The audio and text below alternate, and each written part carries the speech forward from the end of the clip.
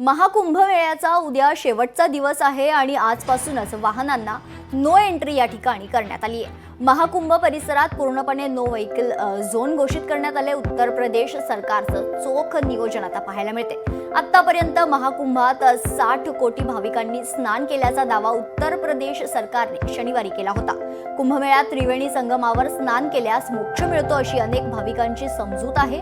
मकर संक्रांतीच्या आदल्या दिवशी खरं तर 13 जानेवारीला सुरू झालेला हा महाकुंभ उद्या बुधवारी 26 फेब्रुवारीला समाप्त होणार आहे। त्या निमित्ताने उत्तर प्रदेश सरकारने चोख नियोजन केले। महाकुंभ परिसरात पूर्णपणे नो व्हेकल झोन जाहीर करण्यात आलाय।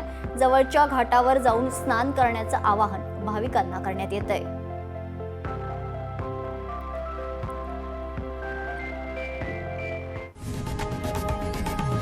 लोकशाही मराठी ऐका, पहा, जागरूक रहा।